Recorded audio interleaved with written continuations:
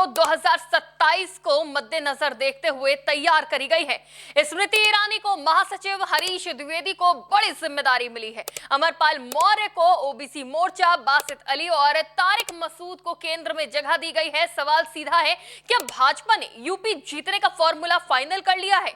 ब्राह्मण नाराज वाला नैरेटिव तोड़ना है, ओबीसी को साधना है और मुस्लिम वोट बैंक में सेंध लगानी है। मतलब साफ है, 2027 का मैदान सज चुका है। नमस्कार, टीवी 24 नेटवर्क देख रहे हैं आप। मैं हूं आपके साथ शिखा मेहरोत्रा।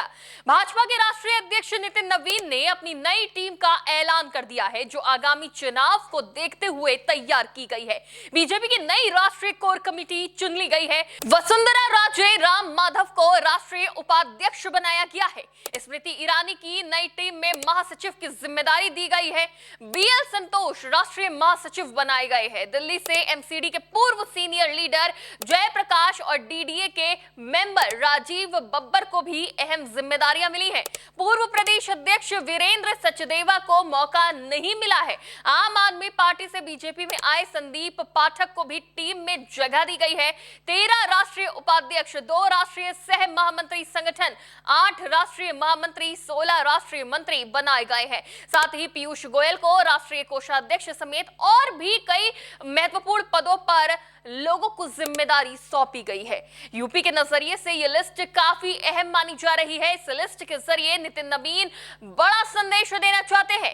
भाजपा की इस लिस्ट में एक बड़ा नाम स्मृति ईरानी का है, जिसमें कोई संदेह नहीं है कि राहुल गांधी को हराकर जिस तरह स्मृति ईरानी राष्ट्रीय राजनीति में बहुत बड़ी चर्चा के केंद्र में आ गई थी, केंद्रीय मंत्री बनी थी, इस बार भले ही वो चुनाव हार गई हो, लेकिन उनका कद पार्टी में घटा नहीं है।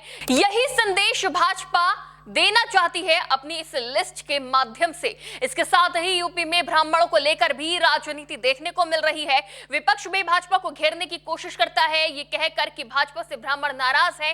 इस नैरेटिव को तोड़ने के लिए, सभी विवादों पर लगाम लगाने के लिए बस्ती से सांसद रहे हरीश द्विवेदी को भी बड़ी जिम्मेदारी दी गई है। भले इस बार वो चुनाव हार गए थे, लेकिन फिर भी उन्हें नितिन नवीन की टीम का हिस्सा बनाया गया है। इसके साथ ही इस लिस्ट में एक और नाम चर्चा में बना हुआ है, अमरपाल मौर्य का, जिनको ओबीसी मोर्चा का अध्यक्ष बनाया गया है। अमरपाल मौर्य राज्यसभा के सांसद भी रहे हैं और उत्तर प्रदेश से आते हैं, ओबीसी चेहरा है और उनका जिस तरह से 3-4 सालों में प्रमोशन हुआ है, ये देखने वाली बात है। मौर्य विधानसभा चुनाव लड़ चुके हैं और वर्तमान में राज्यसभा में सांसद हैं। इस लिस्ट में एक नाम बासित अली का भी है। बासित अली अल्पसंख्यक मोर्चे के उत्तर प्रदेश में अध्यक्ष थे, उनको अब सेंटर में बड़ी जगह मिली है। इसके साथ ही एक और मुस्लिम चेहरा तारिक मसूद, जो अलीगढ़ मुस्लिम यूनिवर्सिटी के वाइस चांसलर रहे हैं, जिसके बाद इस्तीफा देकर वो एमएलसी बनाए गए। उत्तर प्रदेश की राजनीति में एक मुस्लिम चेहरे के तौर पर उन्हें स्थापित किया जा रहा था, लेकिन अब उन्हें केंद्र में नितिन नवीन की टीम में यानी भाजपा के संगठन में शामिल किया गया है।